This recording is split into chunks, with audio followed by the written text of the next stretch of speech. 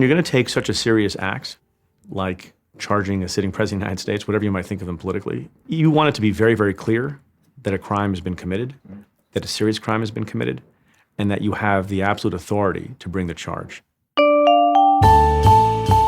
Hi, I'm Ian Bremmer, and welcome to the GZERO World Podcast. I'm host of the weekly show GZERO World on Facebook Watch. In this podcast, we share extended versions of the big interviews on that show. This week, I sit down with Preet Bharara. He's former U.S. Attorney for the Southern District of New York and presently scholar-in-residence at the NYU School of Law. As U.S. Attorney, Preet was known for his prosecutions against public corruption and Wall Street crime. His podcast, Stay Tuned with Preet, is now required listening for anyone following the Mueller investigation. Today, I'll ask him about the future of the Russia probe and the Trump presidency's effect on government norms and institutions. Let's get to it. The GZERO World is brought to you by our founding sponsor, First Republic. First Republic, a private bank and wealth management company, understands the value of service, safety, and stability in today's uncertain world. Visit firstrepublic.com to learn more.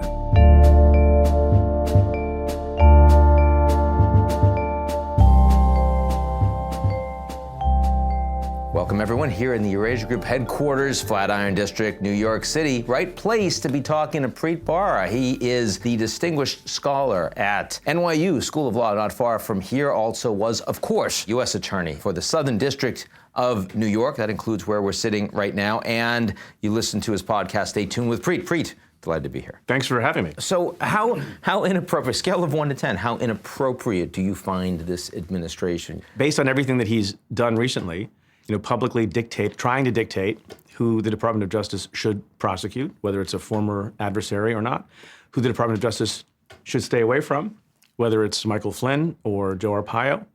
This is the kind of business that he's in. And I don't think he understands that the institution that I used to serve for a lot of years is not supposed to be about politics at all. Is it about politics or is it about individuals? I think Trump is a very transactional person from the sense I get, and that's how he conducted his businesses. And that's how he engaged in all of his sort of work in the private sector throughout his life. Politics is also a transactional business. But there are some things that are supposed to be outside of politics. And one of those things is the rule of law and law enforcement. So when it is helpful to him to have an adversary under attack by whatever means, whether it's by making fun of them in the newspaper or having bad articles written about them, or in the case that we're talking about, training the substantial guns of the FBI or Justice Department on them, he doesn't hesitate to do that. So for him, obviously, he's in the business of politics now, and I think he thinks he wants to remain on top. He doesn't like being criticized. He doesn't like people constantly, in his view, undermining his electoral victory, which was not insubstantial, but it wasn't the popular vote, and it wasn't as big as he keeps saying it was. So he hates that, and so I think he's always trying to distract from his own shortcomings. He's trying to distract from criticisms, both legitimate and illegitimate, brought upon him. And one of the ways he does that is to engage politics, even in institutions that are supposed to be above it. He says certainly an awful lot of things that imply that he wants to erode these institutions, make them subservient to him, make them more political. But how much has he actually done? I'm not concerned about Congress as a whole. I'm not concerned about the executive branch as a whole. I'm not concerned about the judiciary as a whole, but I am concerned about this element of rule of law where people have come to appreciate and have faith in and trust in the fact that when law enforcement decisions are made, they're made based on the facts and the law, and not because a particular politician, whether it's a president or a senator or someone else, wants an enemy to be hurt or wants an ally to be protected. You think that's now changing? I think the feel of things is certainly that. I mean, look, what's one of the things that the president has been most angry about?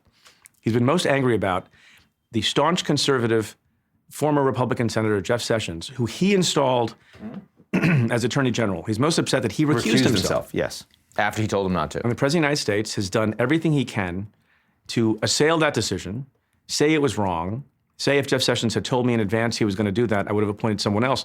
For what purpose? For what purpose did he want this person to be not recused? He wanted him not to be recused and still involved in the case to protect him. So again, that undermines what I'm hearing from you. The principles that I understood the department to stand for. What I'm hearing from you so far is a whole bunch of stuff where Trump is saying a lot of things that, taken at face value, imply that the rule of law should be diminished. Look, I'm not saying he's destroyed the Justice Department, or he's destroyed America, or he's destroyed the rule of law. I'm just asking if but it's only been 11 months. Impact on it, yes. Yeah, I think so, because look, institutions don't get destroyed overnight. There are good people who work at all these places, who are career folks. One way in which you can affect, I think, the rule of law or the enforcement of law in a bad way is that good people don't want to work there anymore. And I think, anecdotally, there's evidence that some people think, why is this worth my time? I know, you spend time talking to a lot of diplomats. But the State Department is not wrecked overnight.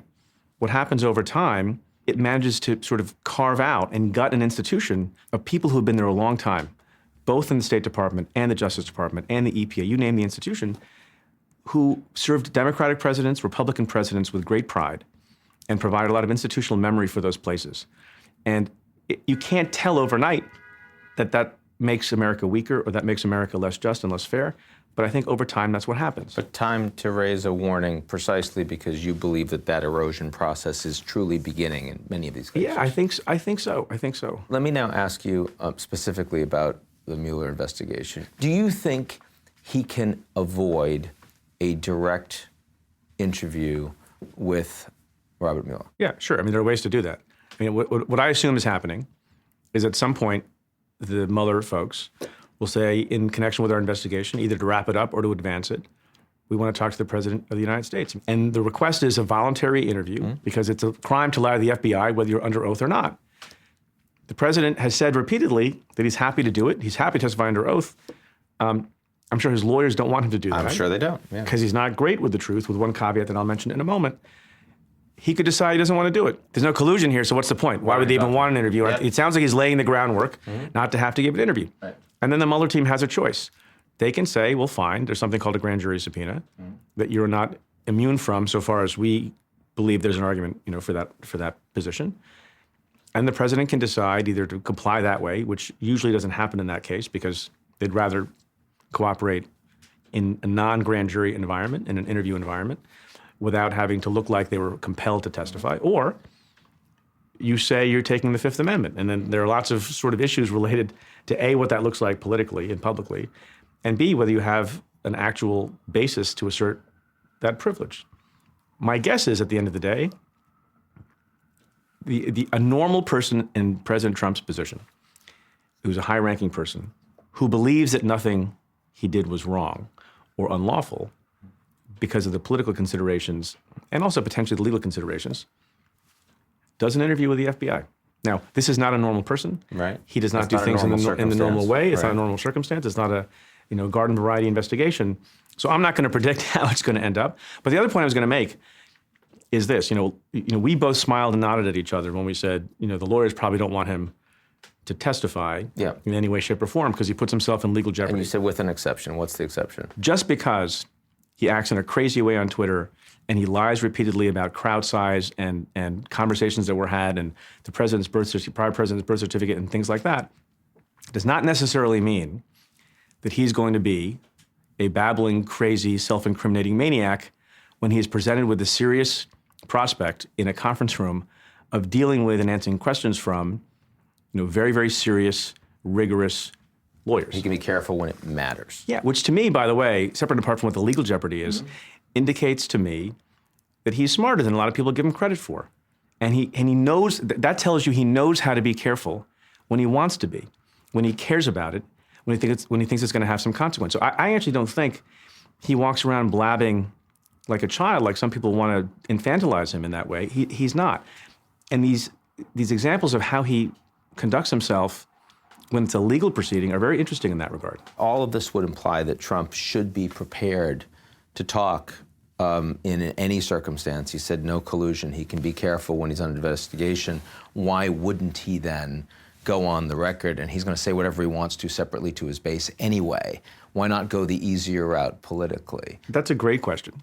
And so even though we're saying we don't want to sit around analyzing the person's mental capacity, we do often, in environments like this, end up talking about his mental process, right? Right. You try to put yourself in his shoes so you because he understand does what's not think going on. like a normal person. I think that, among other things, what causes him to act a particular way about Russia. And this does not necessarily say anything about guilt or innocence. I mean, some people like to say the fact that he wants to shut down the Russia investigation, and I think it's a very good argument, means that he must be conscious of some guilt, because that's what most bad people do. Like, well, but it also undermines the legitimacy of his win, right? Which is not has nothing to do with criminal conduct. Not criminal at all. But whether it's because he thinks he's guilty of something and he's trying to hide it, or he thinks it undermines the legitimacy of the prior election, whichever one of those things it is, he definitely gets very, very angry about it. And he hates it, right? He mentions no collusion 10 times. He got angry at Jim Comey, as far as we know, for not saying that he wasn't under investigation. The mere mention of Russia and the investigation drives him crazy. Now, when anger is a part of your decision-making process, even if you're a regular person of normal heart function and brain function, that can cloud your judgment. So what's the piece of the investigation so far that you view as most serious, impactful, problematic for the president? So, I like to caveat always by saying I have no idea what Robert Mueller is up to other than what we see publicly. Right. And there may be a lot submerged that we don't know about. We had investigations all the time where everyone was speculating, and sometimes they were correct, but often they were wrong. And we were really barking up this tree when people thought we were, going after these other trees. But that said, I think all things relating to obstruction seem very serious to me. They don't all emanate from the firing of Jim Comey, but a lot of it sort of begins with the firing of Jim Comey. All the ways in which the president has said he wants the Russia investigation to go away, the fact that he asked Jim Comey for his loyalty, which I credit, the fact that he asked Jim Comey to lay off on Michael Flynn, which I credit, the fact that he told Lester Holt, which we must credit because it happened on television, and everyone saw it in the country, that when he fired Jim Comey, he was thinking about the Russia investigation. The fact that there was a pretextual memo, to my mind, that was prepared by Rod Rosenstein that said the reason Jim Comey was being fired was because of the way he treated Hillary Clinton. The idea that Jim Comey at one point, so I forgot who said this. Somebody said this. I think Jeff Toobin said this on television. Donald Trump and his allies should kiss the ground that Jim Comey walks on, because but for him, he would not have become president of the United States. So all of these motivations seem to be at odds with each other. There seem to be a lot of lies about them. And when you bring a criminal case, particularly an obstruction case, part of what you want to convince the jury of is that your narrative makes sense. And he did this thing, whether it was the firing of Jim Comey or other things that he did, because he was trying to have an influence on an ongoing proceeding. And the more evidence there is of his anger about it, the more evidence there is that he was trying to cover that up by having this memo that talked about something that nobody in their right mind thinks was the basis for the firing of Jim Comey. The memo from the deputy. The memo from the deputy. Mm-hmm. The more obfuscation there is about an act that you did that you otherwise are saying, I had absolute legal authority to do it, makes you question that.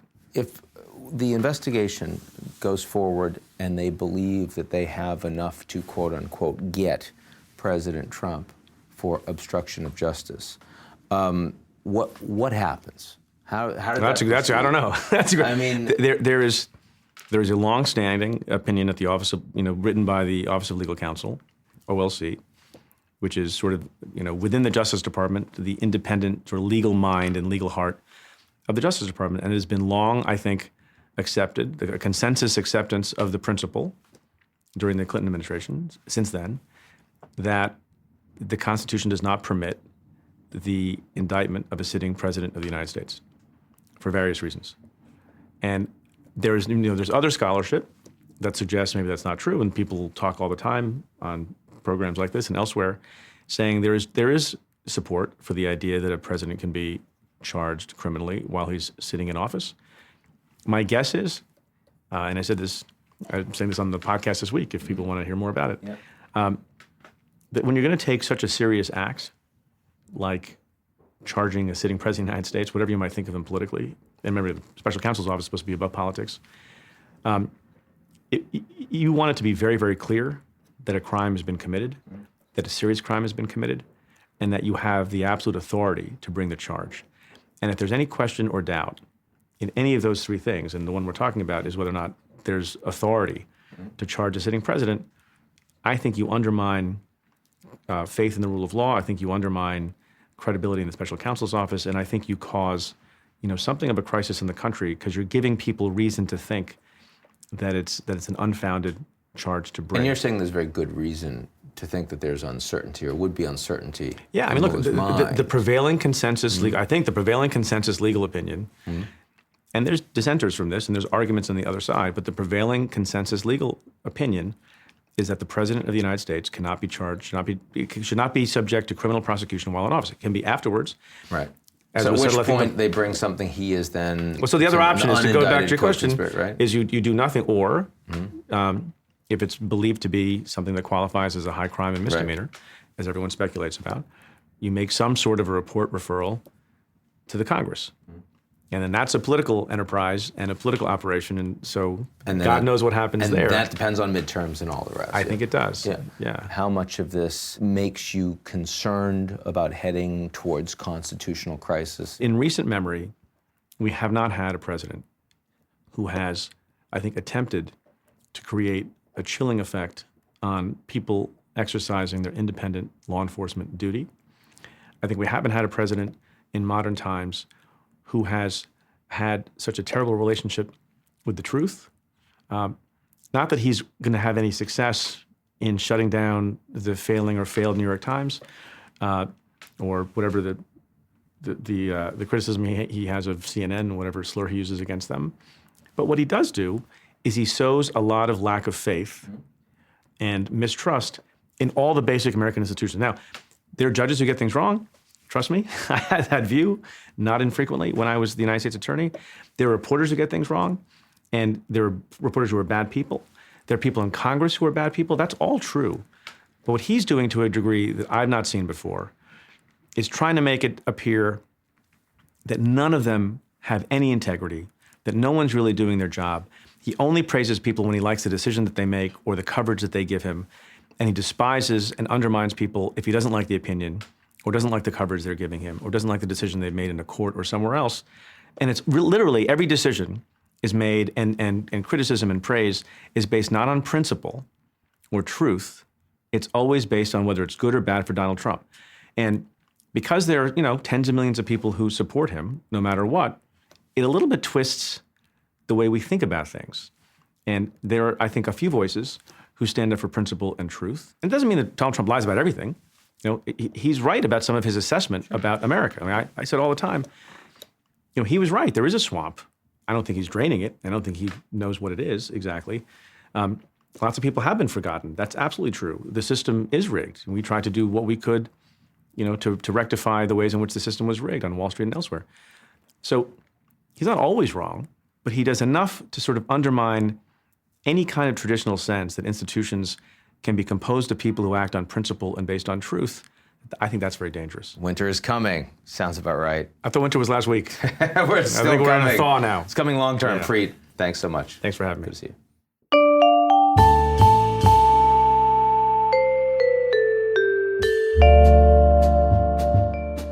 The GZERO World is brought to you by our founding sponsor, First Republic.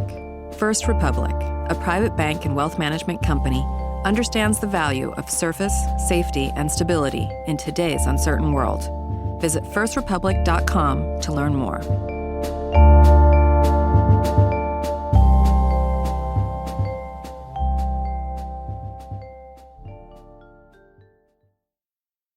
You're listening to the GZERO World with Ian Bremmer podcast, your weekly geopolitical deep dive into the world's biggest news stories, featuring in-depth conversations with global leaders and newsmakers. To get more of GZERO's insights on global politics every morning, sign up for our free newsletter, GZERO Daily, at gzeromedia.com.